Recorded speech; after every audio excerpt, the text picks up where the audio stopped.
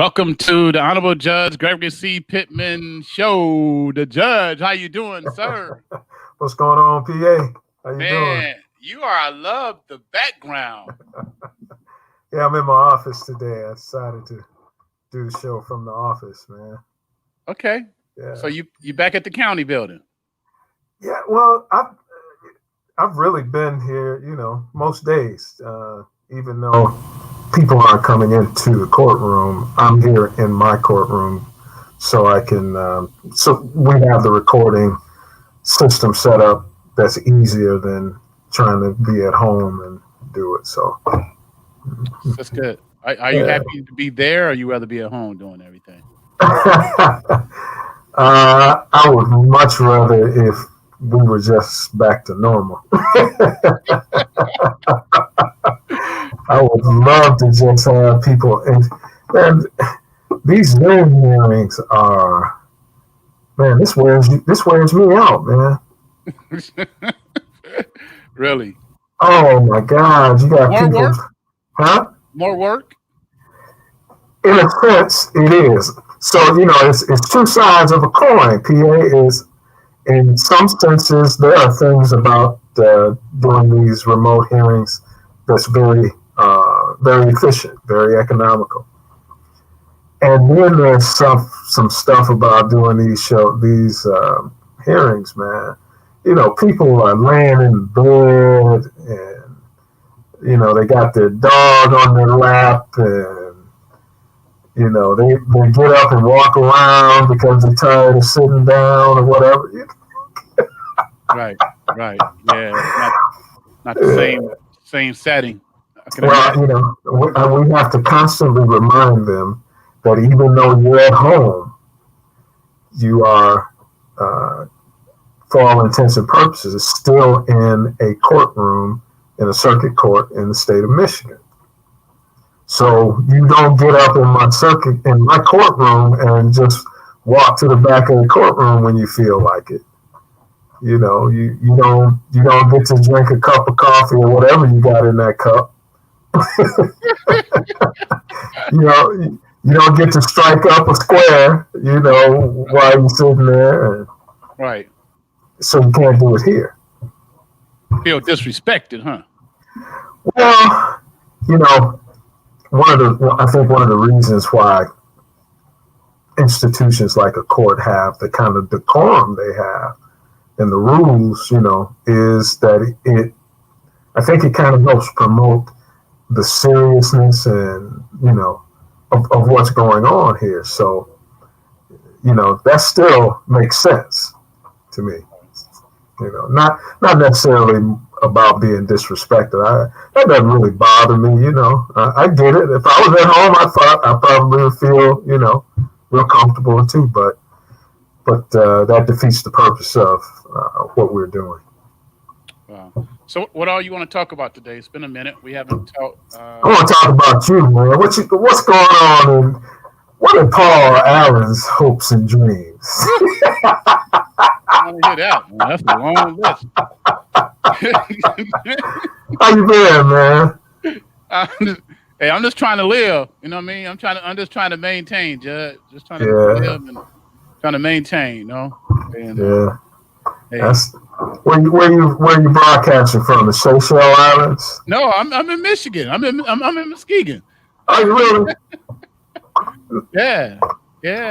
They didn't close the streets down, man. They used to close the streets down when you land. Hey, that juice is gone, man. That was back in the 90s. You know what I mean? I'm old school now. I'm a throwback. I'm digging the Dashiki, man, and the Mother Africa lavalier you got on. Yeah. Thanks, sir. Thanks. Got to represent for the culture every day. Yes, Just sir. got back last week, so it's definitely in me. So, You were on the continent last week? Yes, sir. Oh, okay. New Year's, hanging out. All right. Yeah. At the village, having fun. No, that's all right. Trying to. Jack. Little clarity, Yeah, I hear you. One day we got to get you there, man. We We got to get you that, Judge. You know that's gonna have to happen. Them days gonna have to get here. I'm getting old, brother. Judge, and it's not what you think it is, man. It's not. I don't know what your thoughts is, but you will really love the motherland. Mm-hmm. I Sure. mean, because Mm-hmm. you're OG, and they respect people with knowledge like yourself. People will gravitate to you, Wow. you know, because Mm-hmm. they know you're educated from Michigan State, you're educated from Indiana University, you're a judge from America. And that's been around a Uh-huh. long time. You talking about a country probably been around 40, 50 years when it come down to being formalized. Really? Right. Ghana still Right. developing. Right. Good people, good spirit, still developing in certain areas. And people like you, the elders, they respect you, and they will be coming to you asking you so many questions because our opinion actually matters to a lot of Africans. You Wow. know, That's. our they instantly come to me and draw from my energy, Mm-hmm. and Mm-hmm. they respect us because they know that we survived the transatlantic slave. Man, the middle passage, Yeah, we'll coming survive it. across. Yeah, man. That's that's some strength right there. Sure. You know, So I'm really glad you said it that way. That's something I think that, excuse me, that I don't think gets enough of our attention as African Americans. You know, I'm a proud American.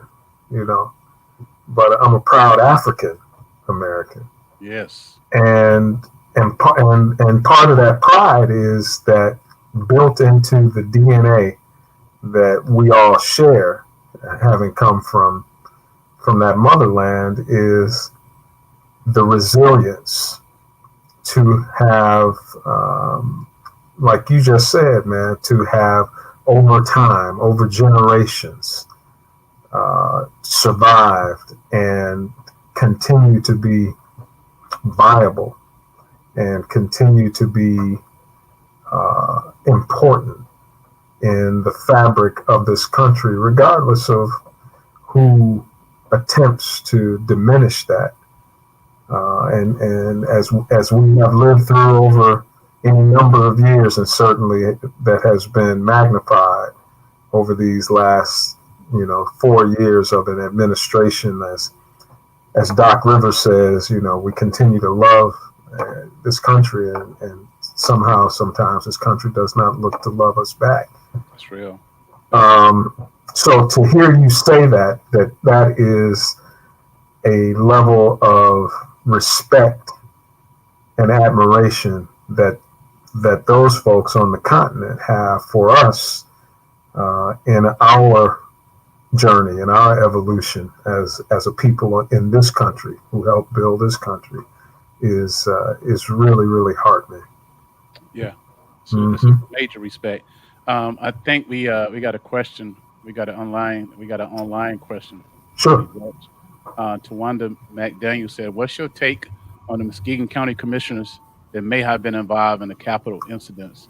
Uh, uh, in first, it was reported that Zach Lauren had went there. Mm-hmm. Now I'm hearing reports that he didn't go because I got a Mm-hmm. press release about him going, and there's Mm-hmm. some reporting from there. But apparently, he said he didn't go. But Mm-hmm. what's your take, maybe on I'll rephrase it, the Republicans from Muskegon County participating in the Mm-hmm. Capitol incidents? Hmm.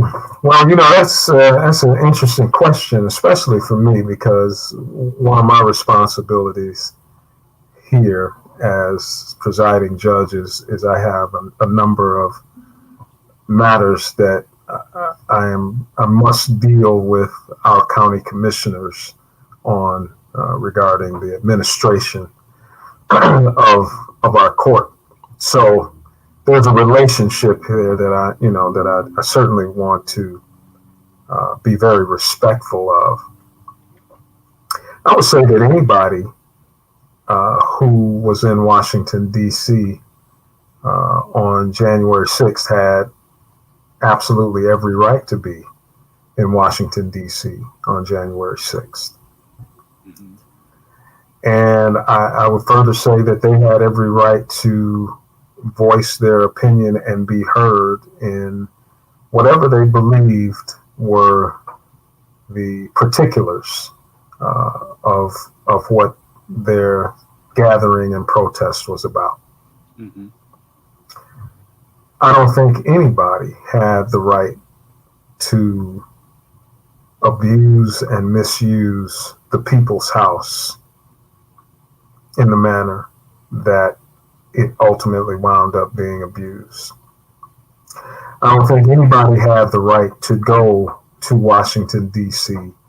if they had the specific intent and purpose of creating havoc and violence and mayhem, and certainly what I think by definition could be considered an act of insurrection, whereby it is defined as the attempt to inhibit or prevent the lawful actions of our government. You can go and protest. You can go and be as angry as you want. You can believe whatever you choose to believe. That's not I don't have a place to stop you from doing that. Uh-huh. But you don't have the right to allow your beliefs to turn into the fomenting of violent insurrection. The idea of helping people to literally seek out and harm in some way elected officials who are merely in the process of carrying out their statutory duty. So, I would say to anybody who was there, as I would say to anybody who involves themselves in any behaviors, if you are there, you should be able to explain why you're there. Well, And you should be able to explain it clearly and openly, without confusion. I think that's fair, and I certainly think that's fair of any of us as elected officials, because even though we are private citizens, when we come to you and say, I want you to allow me to hold this office by your election, by your vote, then we have a responsibility and we have a duty to conduct ourselves in such a way that does not bring repercussions or any foul or negative reproach on the office that I asked you to vote me into. right, right. I know that the county commissioner still supports President Trump and still supports this Stop the Steal Mm-hmm. campaign. Mm-hmm. And I can imagine how that can create some problems Mm-hmm. um, locally here with the other county commissioners. Well, here's what I would say to that. First of all, and we've talked about in the context of the city of Muskegon Heights, the relationships between people elected to a governing board has to be important enough and um, and deserves the kind of attention that allows them to find a means by which to conduct the business of the people who elected them. Mm. That's first. Secondly, again, each of us is welcome to believe whatever we choose to believe.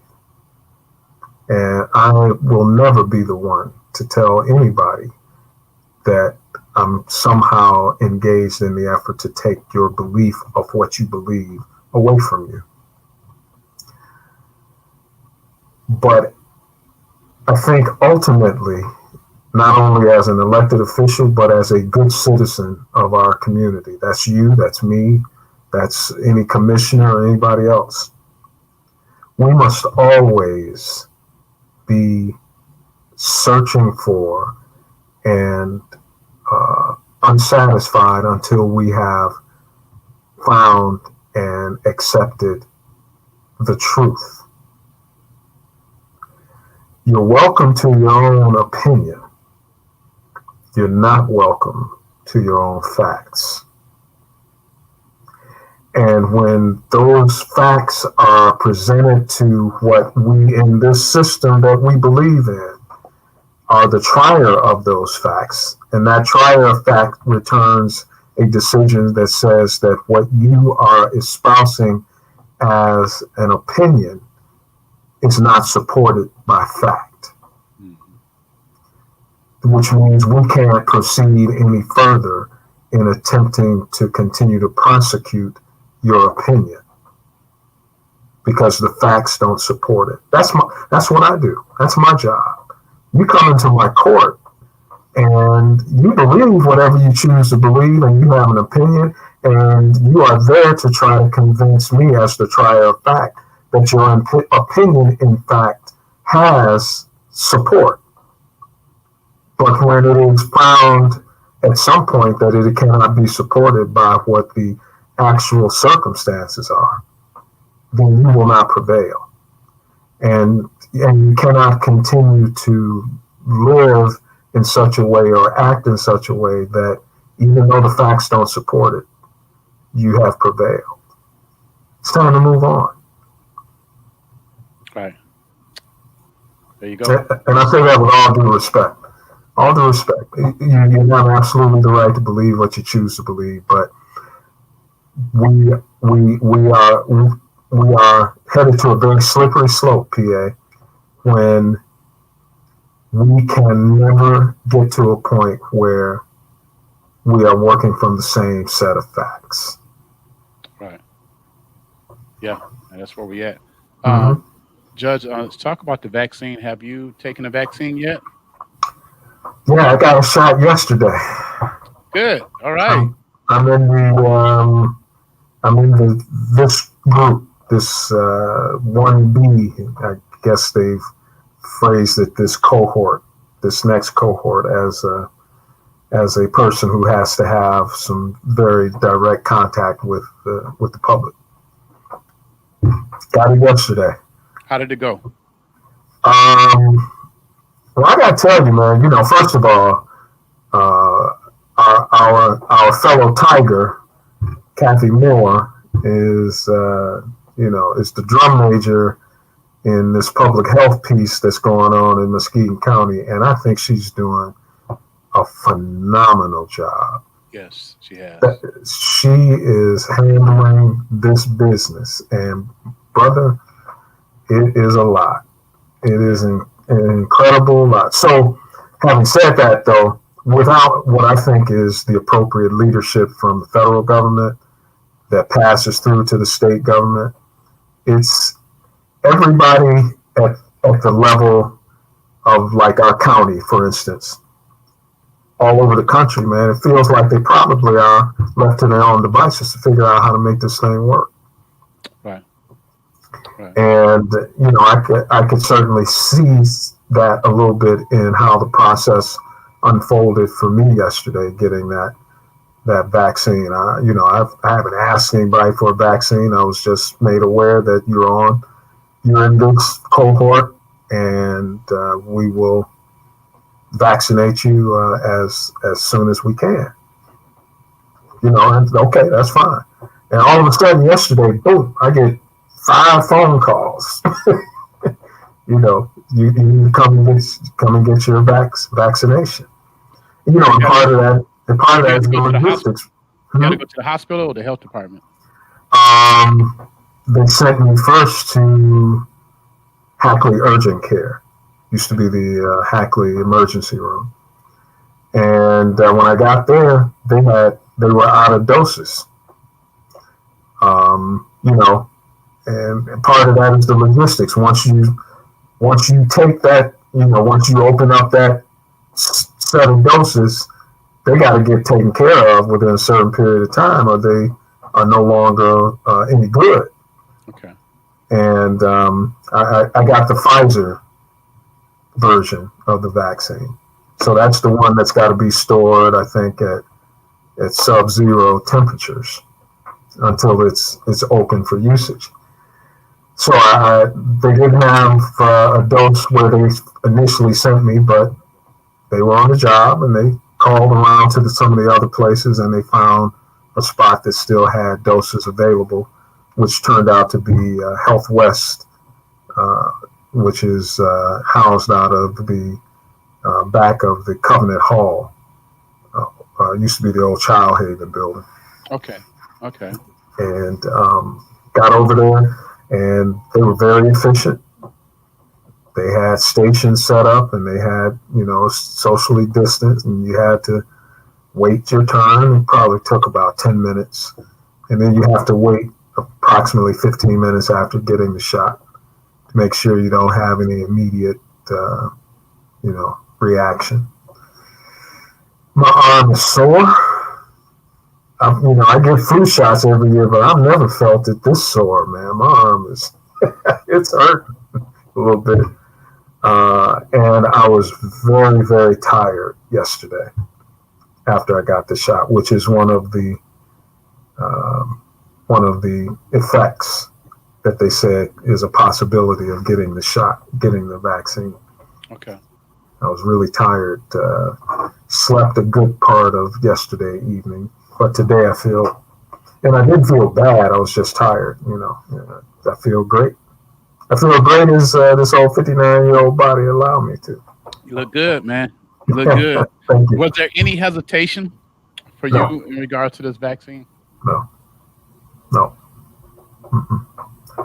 I respect and I appreciate everybody's concern, especially as it relates to how we as African Americans have been treated when it comes to this kind of, situation, these kinds of situations where treatments and medical regimens were involved. But for me, the answer was yes, sure, I'll take it. I don't have any particular regard for the administration let me say it differently. I don't have any regard for the president attempting to, put his thumb on the scale about what's going on. But what I think I did respect as I watched the process is that the people who were really entrusted with doing the work and making sure that there was veracity and that there was validity to the process, I think they did a good job of holding him out and saying we're gonna do it quickly, but we're gonna do it right. Right. Mm-hmm. Right. Where are we at when it comes down to service at the county building? Are the courts open to doing things in person now, or mostly still virtual? No. So a couple of considerations, PA. Because we are a separate branch of government, we operate separately in the approach to COVID regulations to a certain extent.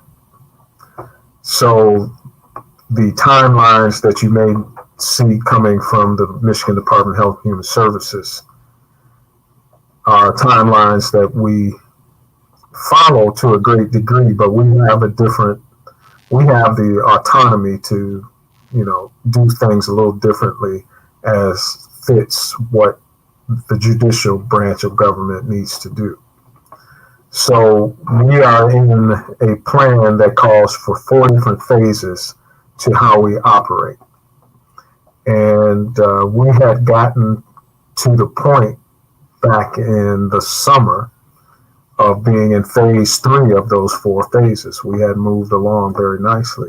And again, the work that's being done at the county level and the manner in which people are taking care of themselves, we had a really good number, so to speak, in what the cases look like in Muskegon County.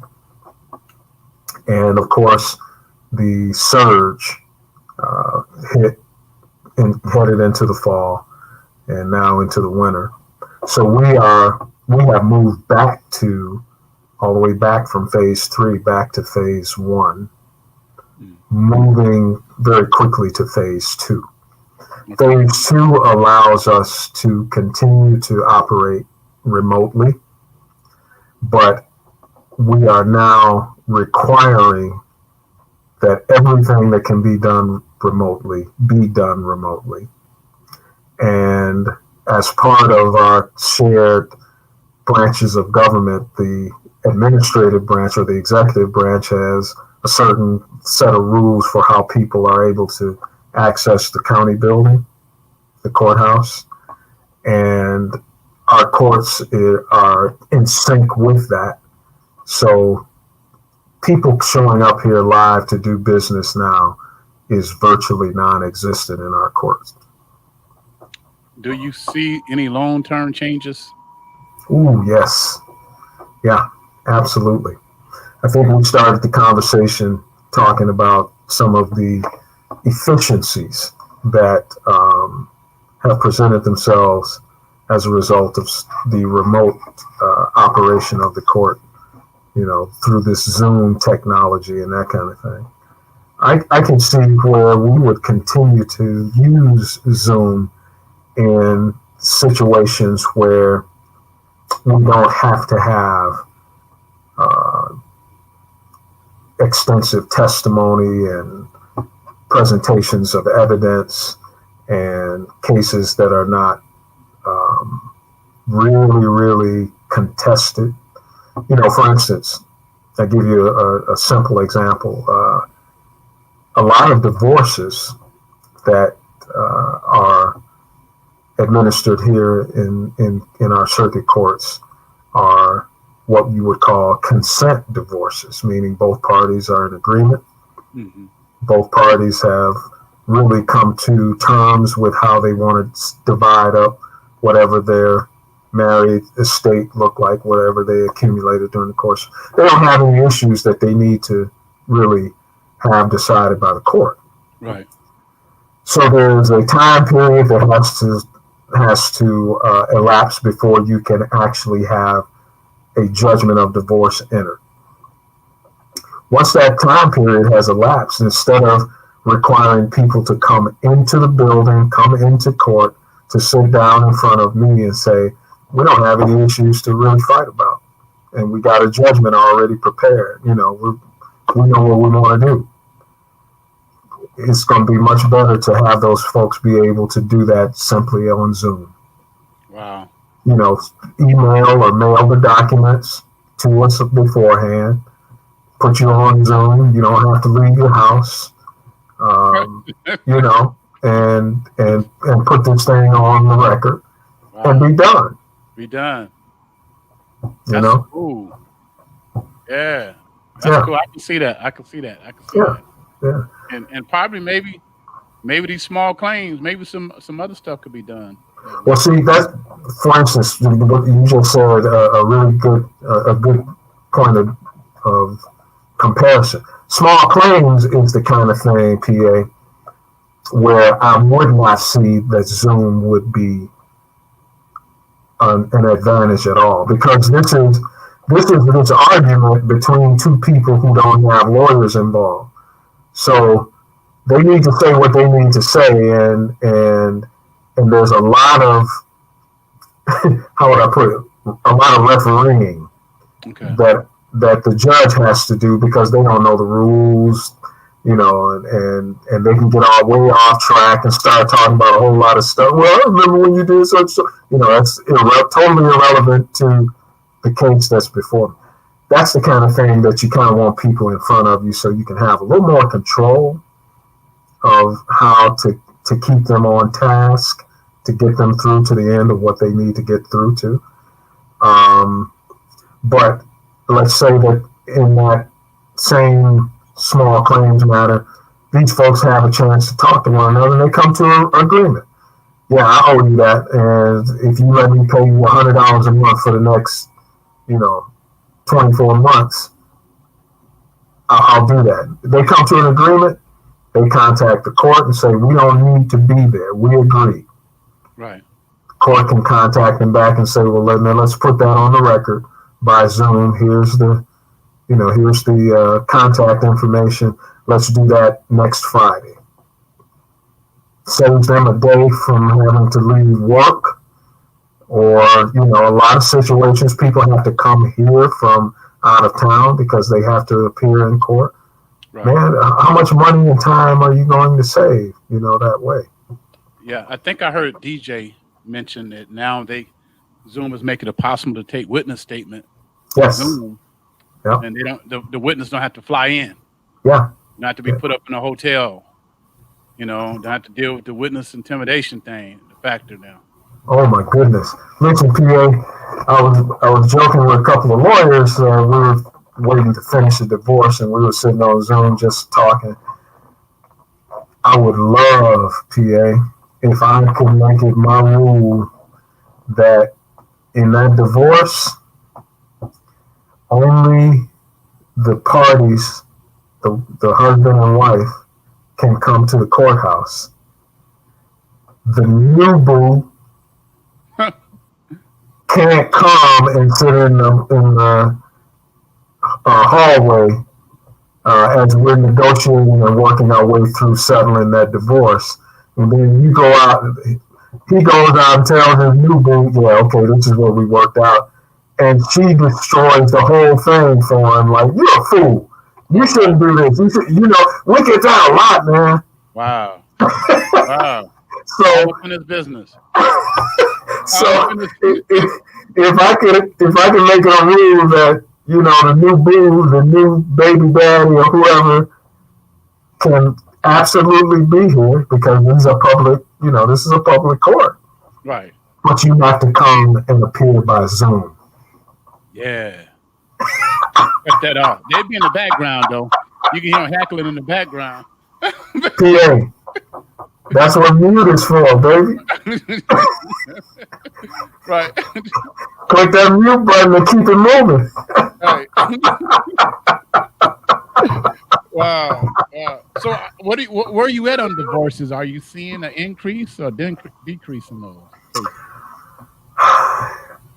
We get our statistics from year to year, and there's a year lag. And over the last 2 years, PA, I think divorces have been on the increase again. And I'm going to be real interested. I know that's why you asked the question. I'm going to be real interested to see what the divorce statistics look like for 2020 through this year of COVID. Mm-hmm. See how many people were able. I think what's really going to be interesting is this year's statistics, because a divorce with children is 6 months before you can even get into court. Oh, wow. That's the statutory waiting period. A divorce without children is 90 days. You can have your divorce finalized in 90 days. So this year is really all of the filings from 2020 okay. that are going to be resolved, this year from June on. And I'm going to be really interested to see what that looks like. Right. That, Judge, and what about the abuse and neglect cases? Well, we've hit that's one of the downsides for us overall with this COVID situation, because here is a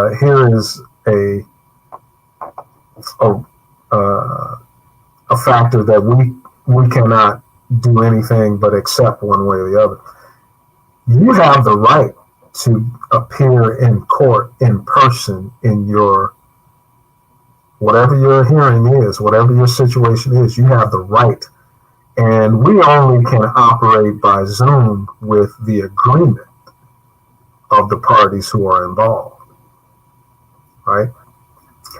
So one of the things that is of some concern to all of us is that there are abuse and neglect matters that are kind of being held in abeyance because the parties want to be able to be in court for the trial that they have a right to. But that child has still been removed if in certain situations when they're not allowed to remain at home. And that's extending the amount of time that these families are separated. And that is going to be very troubling. That's troubling for all of us. That's a conundrum that the constitutional right has created that inures to maybe not necessarily be very beneficial to the families that are involved in those cases. Wow. You got a comment for the judge? You can go to our Facebook page and post a comment. You got a question for the judge? We're in 2021. Anything major? Any major changes outside of this COVID environment? Any laws that you know about? I can't say that there's anything really major, because a lot of what would go into effect was things that were kind of being hashed out and decided a while ago. So I imagine we're going to see some legislation that affects our laws and our courts that are going to come about as a result of how people are looking at how remote society, really, our remote society and the byproducts of what that's going to create for us. But I see his comment here by Darwin Smith, good brother here. Yes. Talking about the acceleration of technology in the judicial system. And I don't think there's going to be any area of our life that is not going to be affected by us figuring out how to operate in some manner in this remote manner. How many more conferences do you think we're going to be going to? As opposed to setting up a Zoom conference attendance and saving, hundreds and thousands of dollars from people traveling. I mean, I know there are going to be those kinds of meetings that must be conducted in person, and they should. Right. I am involved now, PA, in 2 statewide work groups that have been convened by the governor or a department of the state, working on issues that I know if it had been done pre-Zoom, I would be getting in a car and driving, to Lansing or to Detroit or Kalamazoo or wherever the work group would convene to conduct our business. And now, I have a work group meeting Friday over Zoom, and there are people from all over the state who are involved in this work group who are going to be on Zoom for an hour and a half. No mileage, no hotel, no meals. One overnight for me in Lansing would cost $400. Right. Right. Wow. Let's talk. I want to talk more politics. I want to talk sports too before we wrap this thing up. I got to talk sports. So Lions hired that brother from the Rams, huh? They did. They hired somebody today. They hired a general manager. Oh, okay. I didn't know that. When did that happen? It happened today. I saw it just before we went on. Brother named Brad Holmes. He's in the Rams organization. Okay, Brad Holmes. Okay. Mm-hmm. They already taking a hit. They already calling it a failure. Well, he would listen. If he's true to his mentorship, he was mentored by my fraternity brother, Ozzie Newsome. Uh, Ozzie won a couple of championships with the Baltimore Ravens. Okay. Um, if he's true to what he learned in his mentorship, and coming from, I think, a well-run organization like the Los Angeles Rams, I think the Lions are going to be well served. Yeah, one of the articles calls him a young Ozzie Newsome. Man, if he can have the kind of run that Ozzie Newsome. So, the guy who wrote that article, PA, I read that. That's where I got the information. Okay. His claim was the Lions, if they didn't get the general manager from Seattle or Kevin Colbert, one of the higher ups at Pittsburgh with the Pittsburgh Steelers, anybody else was a failure. Why would those people leave Seattle and Pittsburgh to come to Detroit? Right. They're in the position that you're offering them in Detroit already, where they are. Why would they come to Detroit? Exactly. Yeah. Yeah. All right. I didn't know that. So now at least he could be in charge of picking a coach. Well, that's the way it should be. I would have been disappointed if the Lions had picked a coach before they picked the GM. Yeah.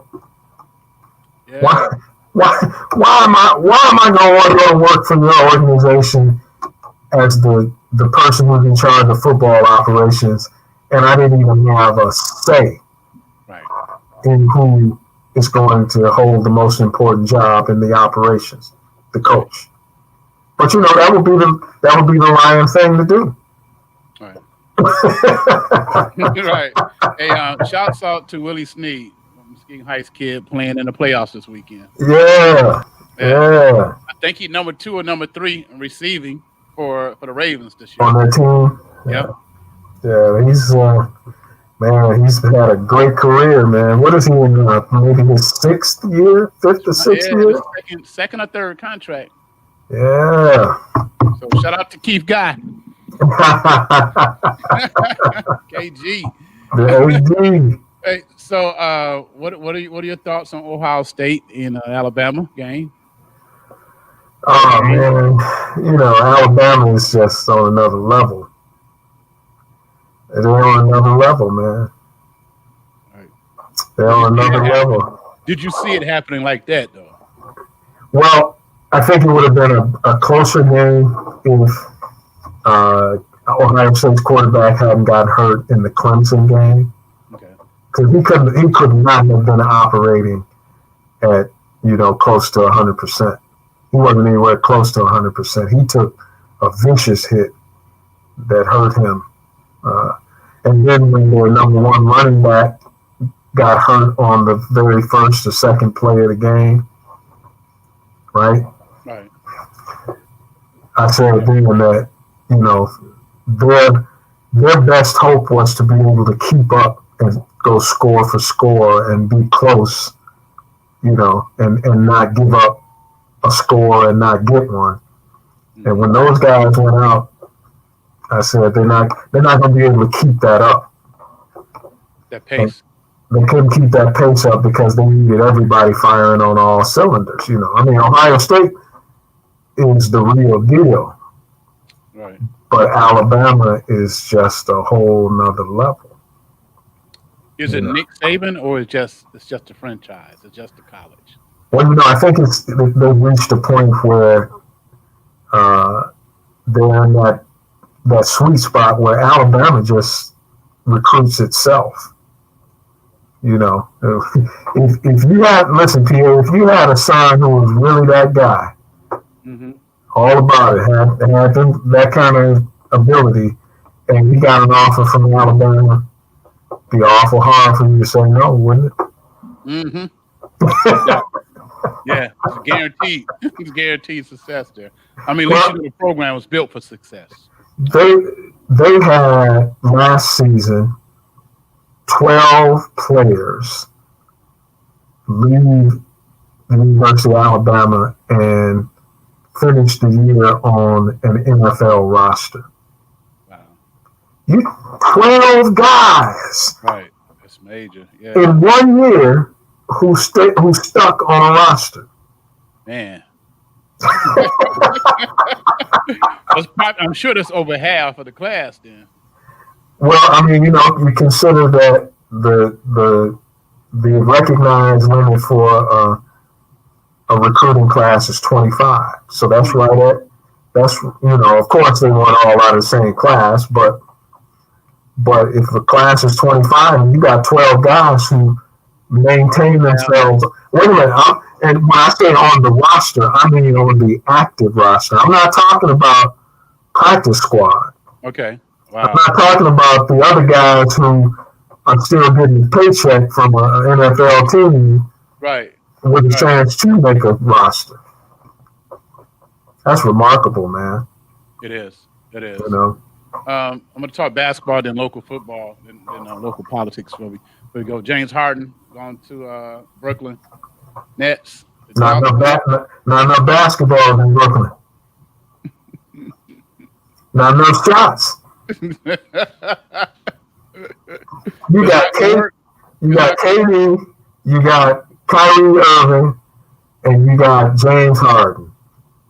Man, tell me who's going to take a step back and say, "Oh, no, I don't need my 25 shots tonight."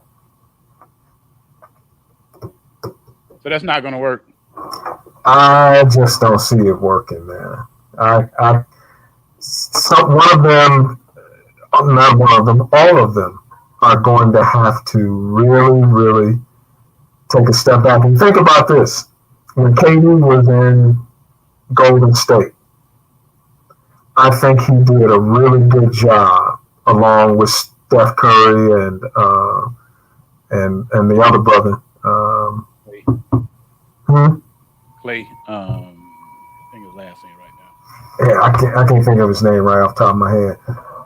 But they all did a good job of being selfless.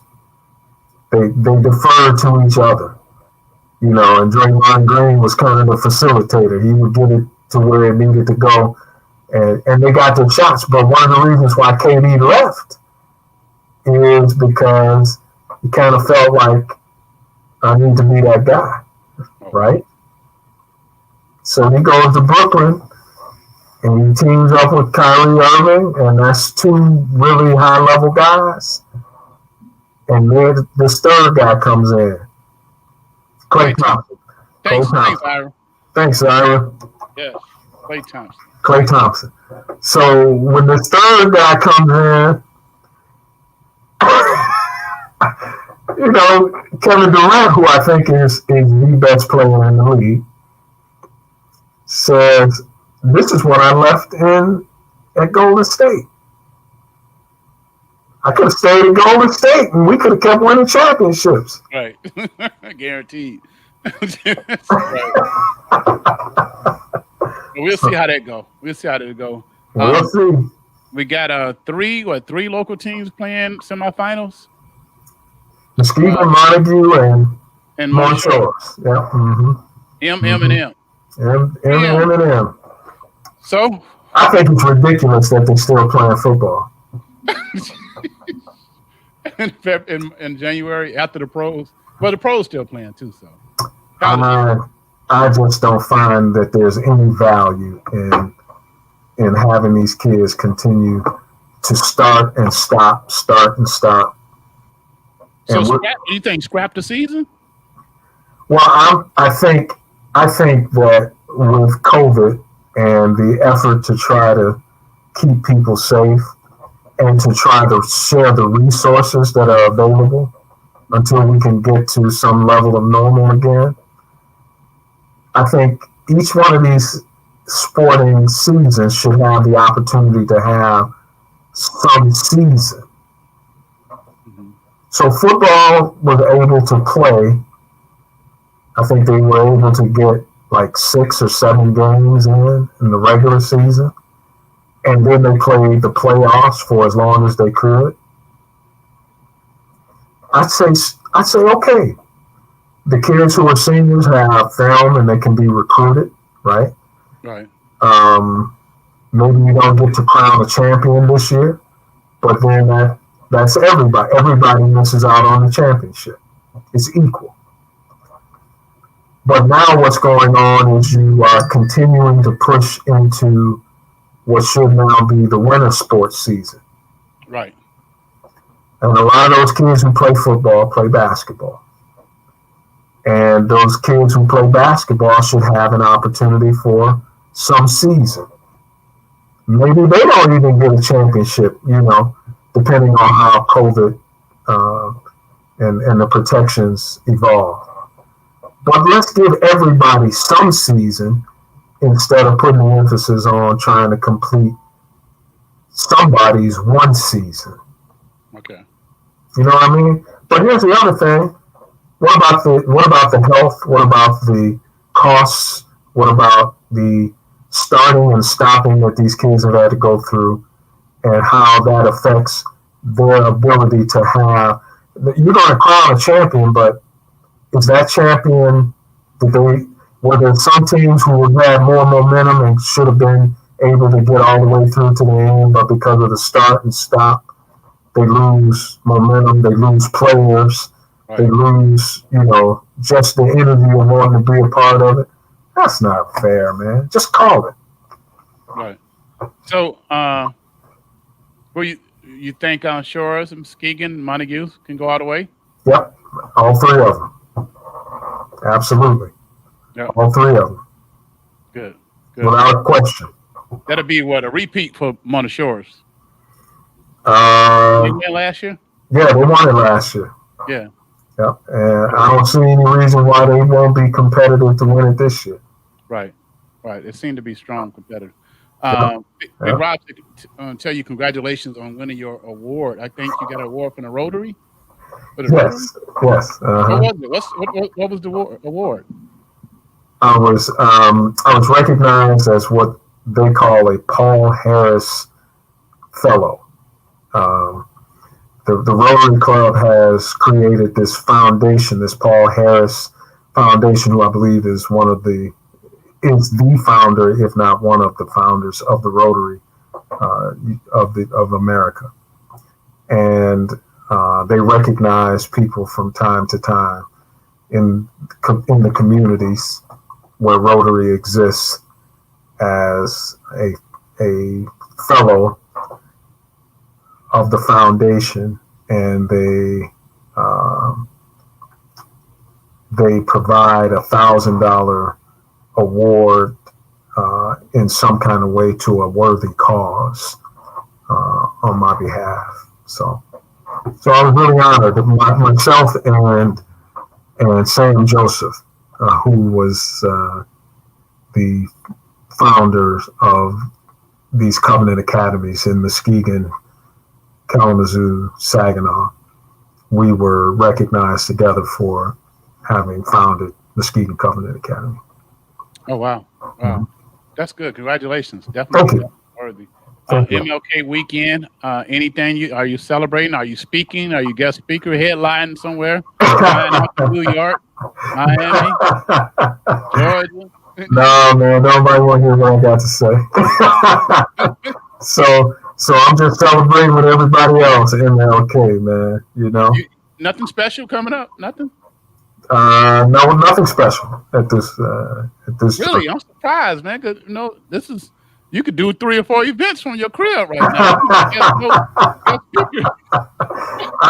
I've had an opportunity to do a few, but nothing on the horizon, on the immediate horizon. So that's cool. I'm good. You good with that, right? I'm real good with that. Next week, we're 6 days away. When you watch this beautiful black sister put her hands on that Bible, she's a lawyer like yourself, and swear to become the vice president and swear to protect the Constitution and all the good things. When you see Kamala Harris do that, what kind of emotion? What do that do to you? That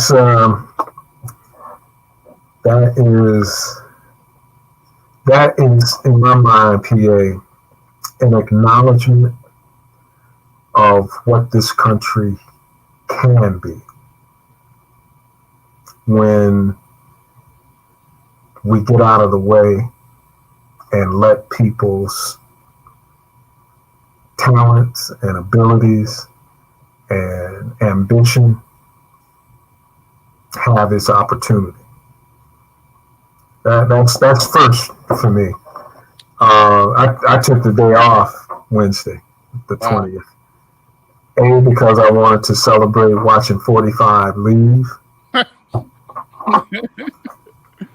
and B, because I always like to see the new president and vice president come into office because, I'm not a cynic, man. I'm not cynical. And I do really respect the idea that this country has always found its way, regardless of what we think about who is elected, has found its way to be able to have a peaceful and clear transition from administration to administration. And PA, the way you travel and the things you've seen and where you've been, you know Right. that that's not how it works Yeah. in a whole lot of places. Right. And it is something that we should really be, regardless of what we think about the day after, when people, start getting into whatever their mess is, that particular day is really a spectacle to behold. And watching this sister, watching a fellow Divine Nine member, watching a woman who acknowledges at every turn her mother, who had the courage to raise them in the Bay Area the way she raised her and her sister. To watch a woman who ignored all of the incredibly unfair attacks against her just because she had the nerve to be a Black and Asian woman who wanted to pursue becoming the vice president of this country. To watch her take that oath along with Joe Biden is validation to the idea that people can try, man, but if it's meant for you, if my mom used to say, if God be for you, who can be against you? Exactly. Yeah. And to know that now 2 out of the top 3 most powerful political figures in this country are women. Mm-hmm. Yes, sir. And both of them are, and they come from the same area. Yeah. Nancy Pelosi is a Bay Area politician.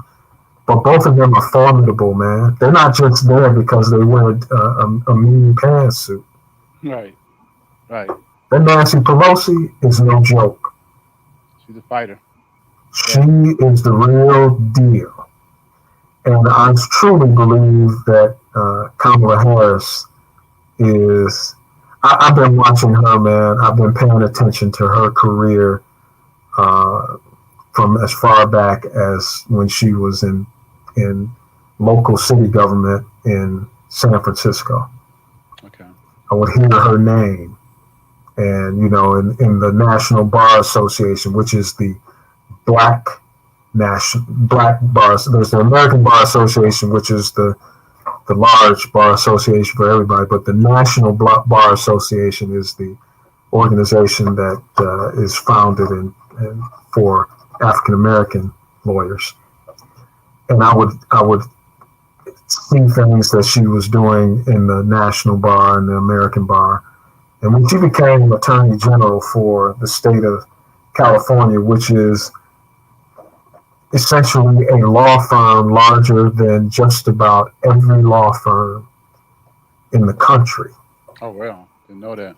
I mean, when you think about the number of attorneys who are under her in a state as large as California, it rivals any of the largest law firms in the country. And she ran that place. Right. And when she became senator, I was excited about that, and we got a chance to have her. She was the only candidate who came to speak to the accused during one of our leadership conferences in Atlantic City back in 2019. She came, our second vice boss list, the second person in command, is a friend of hers from California. And he convinced her to come and speak to our leadership conference. And that sister, man, she spoke, but she was so real. She was so real, and she's never swayed from that. She's approachable. She's got positive energy, and she's smart as the day is long, and she's tough.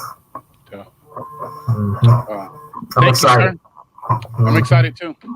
All right, maybe have a watch party, a virtual. A virtual watch party. Yeah. Yeah. Unless you're gonna invite everybody to the mansion. I thought you were going to break out the private plane and fly everybody down to your place in the Seychelles.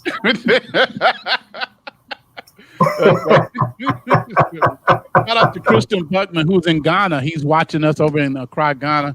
It's absolutely top draw. That's what Christian said. So, Can I say? I know we gotta go. Can I say one thing about Ghana? My fraternity, the Qs, Omega Psi Phi, has made one of its national endeavors, one of its national initiatives, purchasing boreholes in Ghana.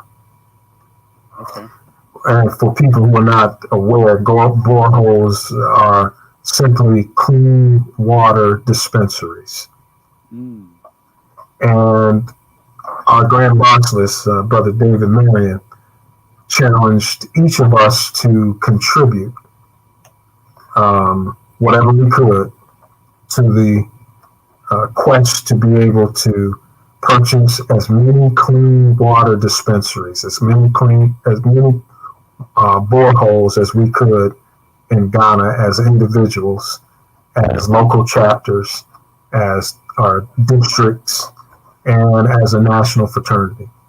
And I have been a part, along with many other brothers, I have been a part of paying for 4 boreholes in Ghana, so that people there can have what we take for granted, which is clean water on their demand.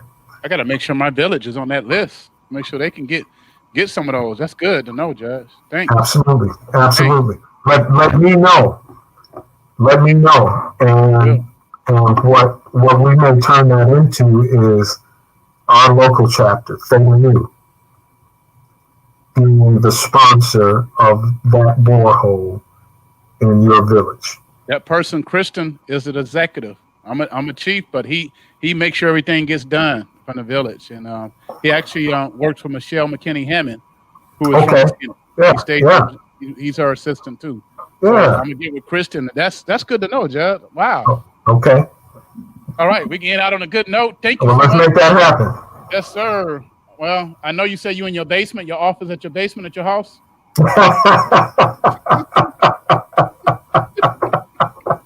Right. You got to go back upstairs now and say hello to Kay. Yeah, man. What is the name of this? Abiaze Shako. Kristen says, let the honorable man know that we need boreholes as well. So we're going to make that connection. All right, let's make it. Yes, thank you. Some great time. And shouts out to the Deltas. We just sent, me and Rob, we went to Chicago over the weekend. We sent out 9 barrels of hygiene items to the folks of Ghana. 2 of those barrels is because of the Deltas. 4. All right. Yes, All right. Shout out to the Deltas. And I know they had their Founders Day yesterday. Yeah, I got 2 of them in my house. Yeah. All right. He want to hear you say Robert. Thank you, Robert. All right, Judge. That's my man. That's my man right there. Right. I miss you, Robert. All right, Judge. Make sure you have a good take care. All right, man. God bless.